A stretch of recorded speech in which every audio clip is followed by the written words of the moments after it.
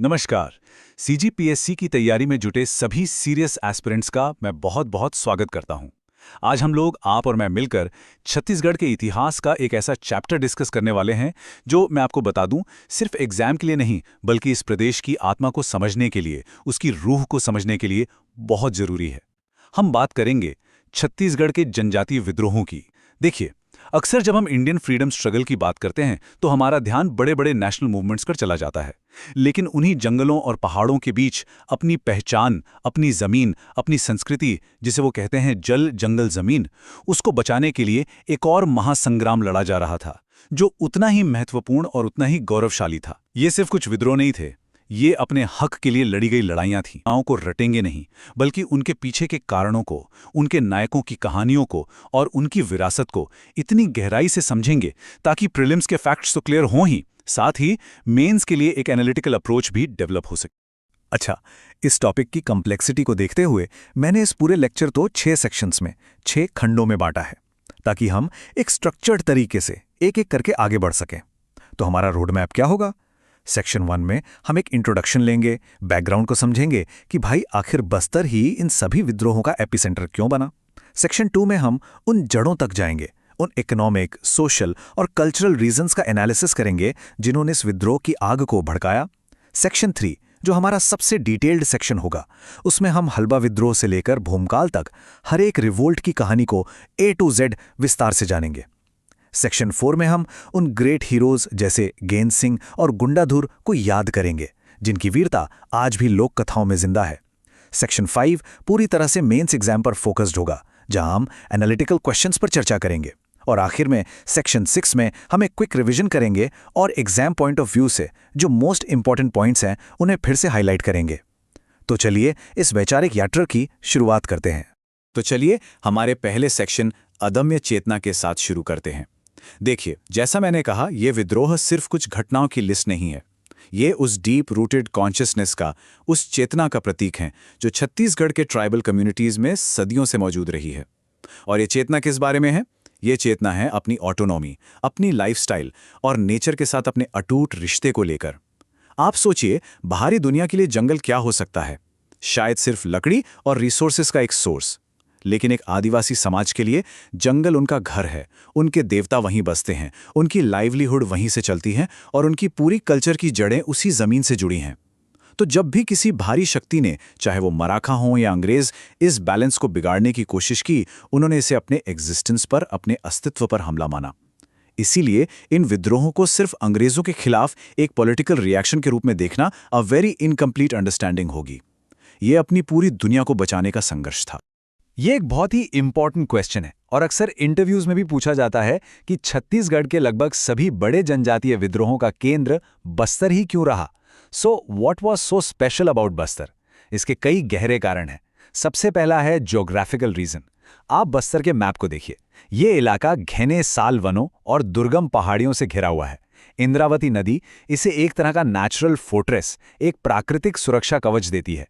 इस geographical isolation ने सदियों तक यहां एक ऐसी कल्चर को पनपने दिया जो बाहरी दुनिया के प्रभाव से लगभग अछूती रही। दूसरा है सोशो कल्चरल रीजन। बस्तर की जनजातियों जैसे मुरिया, माड़िया, धुरवा, इनकी अपनी एक मजबूत सोशल सिस्टम थी। उनका अपना परगना सिस्टम था, उनके अपने मांझी और सिरहा थे जो जस्टिस करते थे। उनकी अपनी देवगुड़ी और अपने देवी देवता थे जो प्रकृति से जुड़े थे। वो किसी बाहरी कानून या एडमिनिस्ट्रेशन पर डिपेंडेंट नहीं थे। और तीसरा, पॉलिटिकल रीजन। काकतीय वंश के शासकों ने भी लंबे समय तक आदिवासियों की इंटरनल ऑटोनॉमी में हस्तक्षेप नहीं किया था। राजा और प्रजा के बीच एक ट्रेडिशनल रिश्ता था। लेकिन जब मराठों और फिर अंग्रेजों ने इस पूरी व्यवस्था को तोड़कर अपना एडमिनिस्ट्रेटिव स्ट्रक्चर थोपने की कोशिश की, तो इससे अपनी पहचान और स्वतंत्रता पर सीधा हमला माना गया और यहीं से जल, जंगल, जमीन की लड़ाई का असली आधार बना। इस स्लाइड पर जो टाइमलाइन आप देख रहे हैं, ये उन पॉलिटिकल चेंजेस को दिखाती है जिसने विद्रोह की जमीन तैयार की। देखिए, 1750 के दशक से पहले, जैसा हमने डिस्कस किया, बस्तर एक ऑटोनॉमस रीजन था।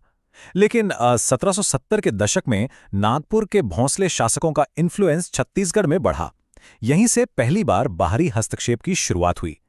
मराठा शासकों ने रेवेन्यू बढ़ाने के लिए नए नए टैक्स लगाने शुरू कर दिए, जिसे टकोली कहा जाता था। ये पहला पॉइंट ऑफ कॉन्फ्लिक्ट था। फिर आया 1818, थर्ड एंग्लो मराठा वॉर के बाद नागपुर रियासत ब्रिटिश प्रोटेक्शन में आ गई। मतलब अब सत्ता भले ही मराठों की थी, लेकिन असली कंट्रोल ब्रिटिश रेसिडेंट के हाथ में था। इस दौर में ब्रिटिश ऑफिसर्स ने बस्तर के इंटरनल मैटर्स में दखल देना शुरू कर दिया। लेकिन सबसे बड़ा द अल्टीमेट टर्निंग पॉइंट आया 1854 में, जब लॉर्ड डलहौजी की डॉक्ट्रिन ऑफ लैप्स के तहत नागपुर राज्य को सीधे ब्रिटिश एम्पायर में मिला लिया गया। अब बस्तर पर किसी मराठा शासक का नहीं, बल्कि सीधे ब्रिटिश डेप्यूटी कमिश्नर का शासन था। और इसके बाद ही अंग्रेजों ने अपनी एडमिनिस्ट्रेटिव, जुडिशियल और फॉरेस्ट पॉलिसीज को बड़े पैमाने पर लागू करना शुरू किया, और यहीं से संघर्ष अपने चरम पर पहुंच गया। अब हम अपने दूसरे और बेहद महत्वपूर्ण सेक्शन में एंटर कर रहे हैं, विद्रोह की जड़ें। अगर मेंस परीक्षा में एक अच्छा आंसर लिखना है तो सिर्फ ये जानना काफी नहीं है कि कौन सा विद्रोह कब हुआ। यू मस्ट अंडरस्टैंड कि ये विद्रोह हुए क्यों। ये किसी एक घटना की प्रतिक्रिया नहीं थे, बल्कि ये उस ज्वालामुखी की तरह थे जो दशकों के शोषण और हस्तक्षेप के कारण अंदर ही अंदर सुलग रहा था। हम उन 4 प्रमुख स्तंभों पर, उन 4 पिलर्स ऑफ एक्सप्लॉयटेशन पर विस्तार से चर्चा करेंगे, जिन्होंने इस शोषण के ढांचे को खड़ा किया और आदिवासियों को हथियार उठाने पर मजबूर कर दिया। तो शोषण के इन 4 स्तंभों को, इन 4 पिलर्स को बहुत ध्यान से समझना है। पहला था इकोनॉमिक एक्सप्लॉयटेशन। अंग्रेजों का तो 1 पॉइंट एजेंडा था, revenue, revenue and more revenue. इसके लिए उन्होंने क्या किया? आदिवासियों पर तरह तरह के टैक्स थोप दिए, उनकी जमीनों पर लगान बढ़ा दिया गया।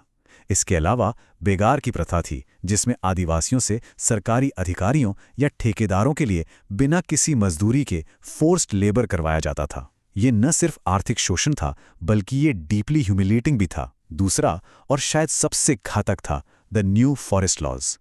1878 का फॉरेस्ट एक्ट आया, जिसने जंगलों को रिजर्व्ड और प्रोटेक्टेड कैटेगरीज में बांट दिया। सोचिए, जिन जंगलों को आदिवासियों की पीढ़ियां अपना घर मानती थीं, उनमें उनका प्रवेश ही लीगल हो गया। वे अब न तो शिकार कर सकते थे, न कंद मूल इकट्ठा कर सकते थे, और न ही अपनी झूम खेती, शिफ्टिंग कल्टीवेशन कर सकते थे। ये उनके जीवन यापन, उनके वे ऑफ लाइफ पर एक सीधा प्रहार था। तीसरा था कल्चरल इंटरफेरेंस। अंग्रेज और बाहरी लोग आदिवासियों की परंपराओं को जंगली और पिछड़ा मानते थे। उन्होंने उनकी घोटुल जैसी सोशल इंस्टीट्यूशंस, उनकी शराब बनाने की परंपरा और उनकी धार्मिक प्रथाओं में दखल देना शुरू कर दिया, जैसा हम आगे मेरिया विद्रोह में देखेंगे। और चौथा था साइकोलॉजिकल इम्पैक्ट। अंग्रेजी राज के साथ ठेकेदार, साहूकार, व्यापारी और पुलिस जैसे बाहरी लोग, जिन्हें दिक्कू कहा जाता था, बड़ी संख्या में बस्तर में आए। इन लोगों ने न सिर्फ आदिवासियों का शोषण किया, बल्कि उनके साथ सेकंड क्लास सिटीजन जैसा व्यवहार किया, जिससे उनके आत्मसम्मान को, सेल्फ रिस्पेक्ट को गहरी ठेस पहुंची। इन चारों कारणों ने मिलकर एक विस्फोटक मिश्रण तैयार कर दिया था। चलिए, अब हम अपने लेक्चर के सबसे डिटेल्ड और एग्जाम पॉइंट ऑफ व्यू से सबसे इंपॉर्टेंट सेक्शन में एंटर कर रहे हैं। यहाँ हम 1774 के हल्बा विद्रोह से लेकर 1910 के महान भूमकाल तक हर एक विद्रोह का क्रोनोलॉजिकल स्टडी करेंगे। I would request you to keep your notes ready, क्योंकि हम हर विद्रोह के साल, नेता, कारण, घटनाक्रम और परिणाम पर डिटेल में चर्चा करेंगे। हर विद्रोह अपने आप में कहानी है, बलिदान की, वीरता की और अपनी अस्मिता को बचाने के संघर्ष की। यहाँ से आपको प्रीलिम्स के लिए डायरेक्ट फैक्ट्स मिलेंगे और मेंस के लिए एनालिसिस का आधार। तो हमारी कहानी शुरू होती है 1774 के हल्बा विद्रोह से, जिसे बस्तर के इतिहास ने एक टर्निंग पॉइंट माना जाता है। इस समय बस्तर में काकतीय, जो चालुक्य वंश की एक शाखा थी, उनका शासन था। शासक थे अजमेर सिंह। उनके और हल्बा आदिवासियों के बीच एक पारंपरिक सौहार्दपूर्ण संबंध था। Everything was fine.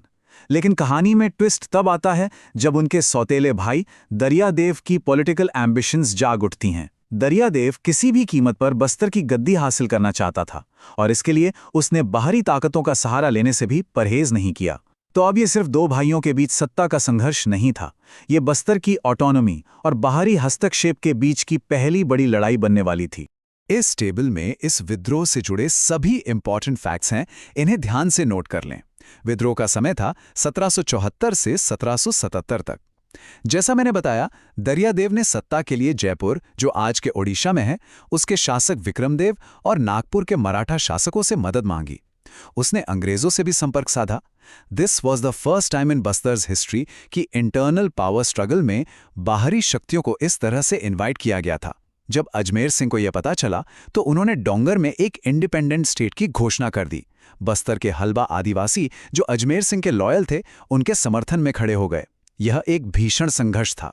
एक तरफ अजमेर सिंह और उनके हलबा आदिवासी और दूसरी तरफ दरियादेव की कंबाइंड आर्मी जिसमें मराठा और जयपुर के सैनिक थे। 3 साल तक ये युद्ध चला। अंततः 1777 में अजमेर सिंह युद्ध में वीरगति को प्राप्त हुए। इसके बाद जो हुआ वो बस्तर के इतिहास का एक ब्लैक चैप्टर है। दरियादेव की सेना ने हलबाओं का क्रूरतापूर्वक नरसंहार किया।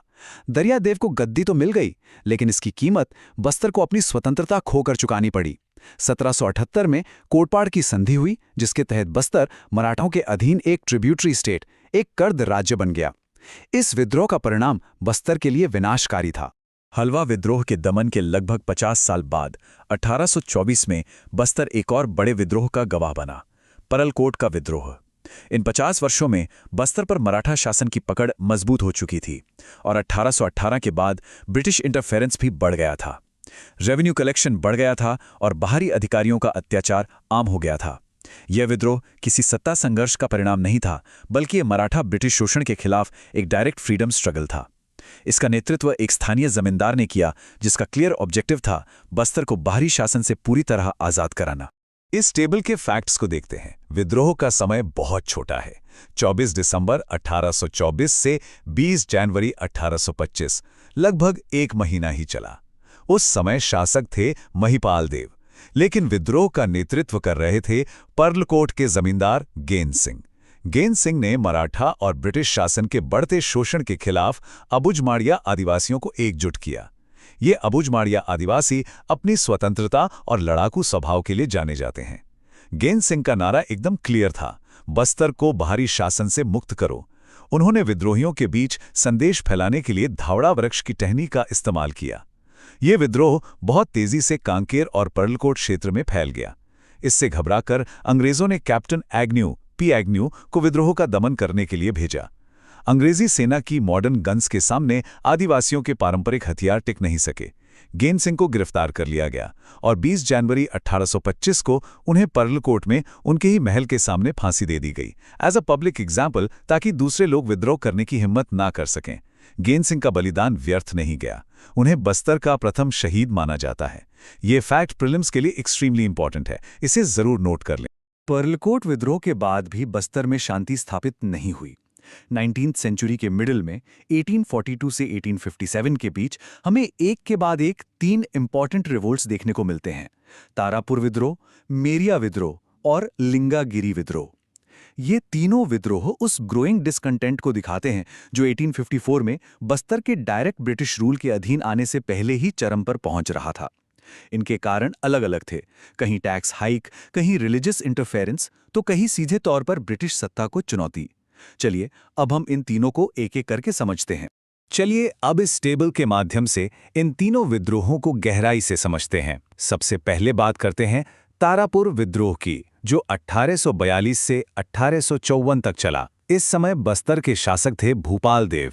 विद्रोह का मुख्य कारण था नागपुर के शासक द्वारा टैक्स में की गई एक्सेसिव हाइक। स्थानीय दीवान इस बढ़े हुए कर को बेरहमी से वसूल रहा था, जिससे आम जनता त्रस्त थी। तारापुर परगना के आदिवासियों ने इसके खिलाफ विद्रोह कर दिया। ये विद्रोह काफी लंबे समय तक चला और इसने एडमिनिस्ट्रेशन को यह दिखा दिया कि इकोनॉमिक एक्सप्लॉयटेशन को बर्दाश्त नहीं किया जाएगा। अब आते हैं मेरिया विद्रोह पर 1842 से 63। यह विद्रोह कल्चरल इंटरफेरेंस का टेक्स्ट बुक एग्जाम्पल है। दंतेवाड़ा के प्रसिद्ध दंतेश्वरी मंदिर में माड़िया जनजाति द्वारा एक प्रथा का पालन किया जाता था, जिसे मेरिया कहते थे। इसमें देवी को प्रसन्न करने के लिए मानव बलि, ह्यूमन सैक्रिफाइस दी जाती थी। जब अंग्रेजों को इसका पता चला तो उन्होंने इसे बर्बर मानकर इस पर कड़ाई से प्रतिबंध लगा दिया। हिड़मा मांझी के नेतृत्व में आदिवासियों ने इसे अपनी हजारों साल पुरानी धार्मिक आस्था पर सीधा हमला माना। उनका तर्क था कि अगर यह प्रथा बंद हुई तो देवी नाराज हो जाएंगी और महामारी या अकाल आ जाएगा। यह विद्रोह लगभग 20 वर्षों तक रुक रुक कर चलता रहा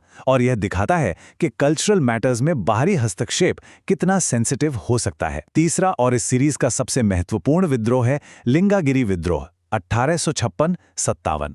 इसे बस्तर का महान मुक्ति संग्राम भी कहा जाता है। अब ये नाम इसे क्यों दिया गया, यह समझना जरूरी है। रिमेंबर, 1854 में बस्तर सीधे ब्रिटिश रूल के अधीन आ गया था। यह विद्रोह उसी के खिलाफ पहला डायरेक्ट और ऑर्गेनाइज्ड रिएक्शन था। इसका नेतृत्व भोपालपट्टनम के तालुकदार ध्रुवाराव माडिया ने किया। उनका ऑब्जेक्टिव था अंग्रेजों को बस्तर से खदेड़ना। यह विद्रोह ठीक उसी समय हुआ जब नॉर्थ इंडिया में 1857 की महान क्रांति चल रही थी। हालांकि यह एक स्थानीय विद्रोह था, लेकिन इसकी स्पिरिट वही थी, विदेशी शासन से मुक्ति। ध्रुवाराव को पकड़कर फांसी दे दी गई, लेकिन उनका बलिदान बस्तर के स्वतंत्रता संग्राम में हमेशा याद किया जाता है। 1857 के बाद भी बस्तर में अंग्रेजों की नीतियां और ज्यादा शोषणकारी होती गईं। अब हम दो और महत्वपूर्ण विद्रोहों पर चर्चा करेंगे जो इसी दौर में हुए। पहला है 1859 का कोई विद्रोह, जो सीधे तौर पर जंगल पर आदिवासियों के अधिकार की लड़ाई थी और ये दिखाता है कि वे अपने पेड़ों के लिए जान दे सकते थे। इसके बाद हम 1876 के मुरिया विद्रोह को समझेंगे, जो एक अत्याचारी दीवान के खिलाफ एक बड़े जन आंदोलन में बदल गया और जिसने अंग्रेजों को भी एडमिनिस्ट्रेटिव रिफॉर्म्स करने पर मजबूर कर दिया। 1 साल वृक्ष के पीछे एक अंग्रेज का सिर, ये सिर्फ एक नारा नहीं, ये कोई विद्रोह की आत्मा है। 1859 में ब्रिटिश सरकार ने बस्तर के कीमती साल वनों को काटने का ठेका हैदराबाद के ठेकेदारों को दे दिया। कोई आदिवासियों के लिए साल का पेड़ सिर्फ लकड़ी नहीं बल्कि एक पवित्र वृक्ष था, उनकी संस्कृति का हिस्सा था। जब ठेकेदारों ने अंधाधुन कटाई शुरू की तो इसे उन्होंने अपनी मां पर हमले जैसा माना। भोपालपट्टनम के जमींदार नागुल दौरला के नेतृत्व में कोई आदिवासी अपने पारंपरिक हथियारों के साथ उठ खड़े हुए। उनका ये नारा पूरे बस्तर में गूंज गया। ये विद्रोह इतना उग्र और हिंसक था कि ठेकेदारों को जान बचाकर भागना पड़ा। अंत में ब्रिटिश सरकार को झुकना पड़ा और ठेकेदारी प्रथा को रद्द करना पड़ा। ये उन गिने चुने विद्रोहों में से एक था जो अपने इमीडिएट ऑब्जेक्टिव में पूरी तरह सक्सेसफुल रहा और इसने जंगल पर आदिवासियों के दावे को एक बार फिर मजबूती से स्थापित किया। 1876 का मुरिया विद्रोह एक बहुत ही ड्रामेटिक इवेंट है। इस समय बस्तर के राजा थे भैरमदेव। उन्होंने गोपीनाथ कापड़दार को अपना दीवान अपॉइंट किया। गोपीनाथ एक करप्ट और अत्याचारी एडमिनिस्ट्रेटर था। उसने राजा को ब्रिटिश ऑफिशियल्स को खुश करने के लिए महंगे तोहफे देने के लिए उकसाया और इस खर्च को पूरा करने के लिए उसने आदिवासियों पर कई नए और आर्बिट्रेरी टैक्सेस लगा दिए। जब अत्याचार हद से ज्यादा बढ़ गया तो मुरिया आदिवासियों ने झाड़ा सिरा के नेतृत्व में विद्रोह का बिगुल फूंक दिया। झाड़ा सिरा एक करिश्मेटिक नेता थे जिन्होंने हजारों आदिवासियों को अपने साथ जोड़ लिया। विद्रोहियों ने राजधानी जगदलपुर को चारों तरफ से घेर लिया। स्थिति इतनी आउट ऑफ कंट्रोल हो गई कि राजा भैरमदेव को किले में छिपना पड़ा और अंग्रेजों से मदद की गुहार लगानी पड़ी। तब अंग्रेज अधिकारी मैकजॉर्ज सेना लेकर पहुंचा और विद्रोह का दमन किया। लेकिन इस घटना के बाद अंग्रेजों को भी ये समझ आ गया कि असली प्रॉब्लम तो दीवान गोपीनाथ ही है। मैकजॉर्ज की रिपोर्ट के आधार पर ब्रिटिश सरकार ने राजा पर दबाव डाला और एडमिनिस्ट्रेटिव रिफॉर्म्स लागू करवाए। इसका सबसे बड़ा परिणाम ये हुआ कि अत्याचारी दीवान गोपीनाथ को पद से हटा दिया गया। इस तरह मिलिट्री वाइज फेल होने के बावजूद ये विद्रोह एडमिनिस्ट्रेटिव रिफॉर्म्स लाने में सफल रहा। अब हम बस्तर के इतिहास के उस सबसे बड़े महासंग्राम पर आ गए हैं जिसे 1910 का भूमकाल विद्रोह कहा जाता है। भूमकाल का लिटरल मीनिंग है भूमि का कंपन या भूकंप, और ये ट्रस्ट मी, ये वास्तव में एक ऐसा भूकंप था जिसने न केवल बस्तर बल्कि मध्य भारत में ब्रिटिश शासन की नींव हिलाकर रख दी थी।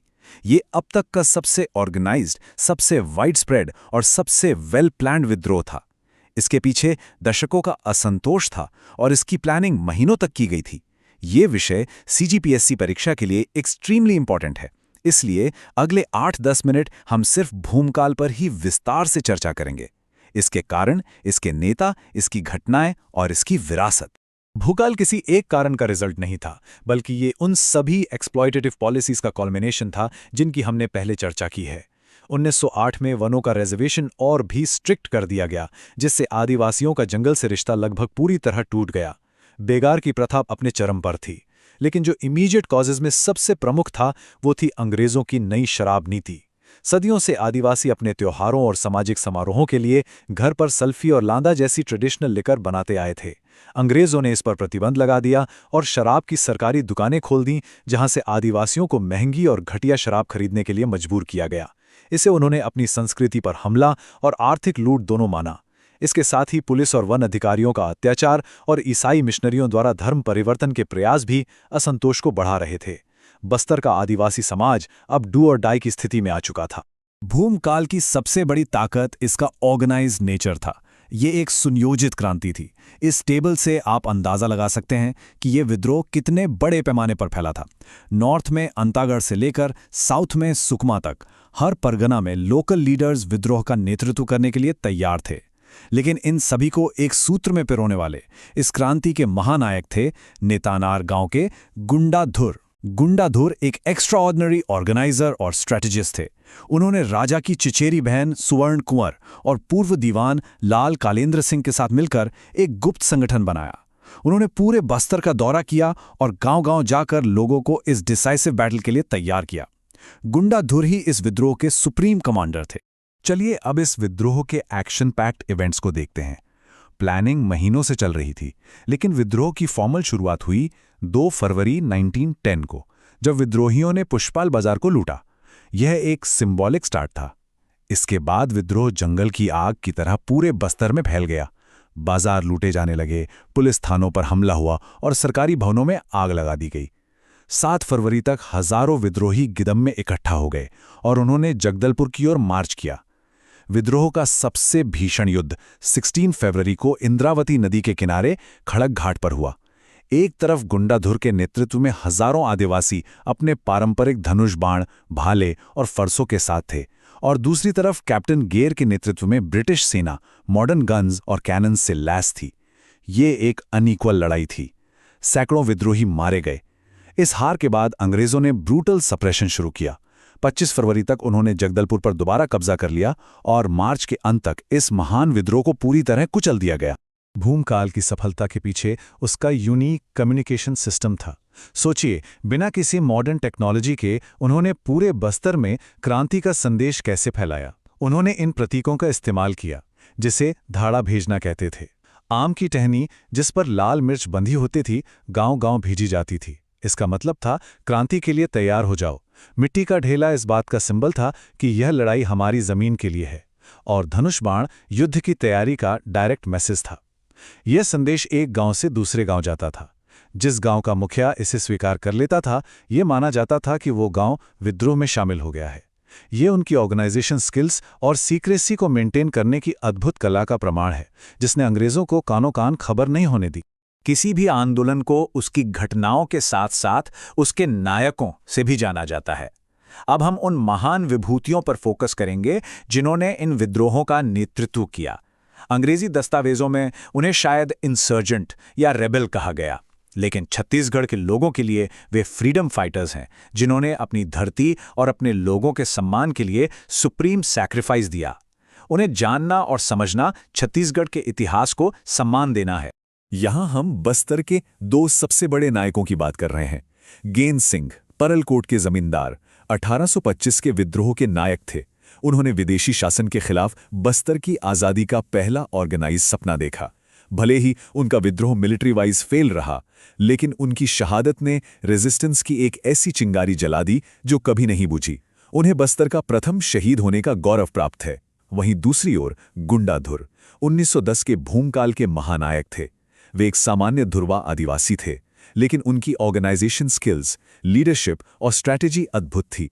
उन्होंने लगभग 85 साल बाद गेंद सिंह के सपने को एक व्यापक और संगठित रूप दिया। भूमकाल की सबसे इंटरेस्टिंग बात गुंडाधुर का अंत है। विद्रोह के क्रूर दमन के बाद अंग्रेजों ने गुंडाधुर को पकड़ने के लिए जमीन आसमान एक कर दिया, लेकिन वे कभी उनके हाथ नहीं आए। वे कहाँ गए, ये आज भी एक मिस्ट्री है, और इसी मिस्ट्री ने उन्हें एक लेजेंड बना दिया। वे बस्तर के लोक गीतों और कहानियों में आज भी जिंदा हैं, एक ऐसे नायक के रूप में जिसे कोई सत्ता कभी पकड़ नहीं सकी।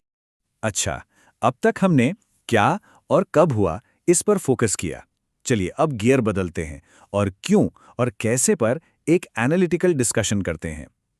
यह सेक्शन विशेष रूप से CGPSC मेंस परीक्षा के लिए महत्वपूर्ण है, जहां आपसे सुपरफिशियल नॉलेज नहीं बल्कि डीप अंडरस्टैंडिंग और एनालिसिस की एक्सपेक्टेशन की जाती है।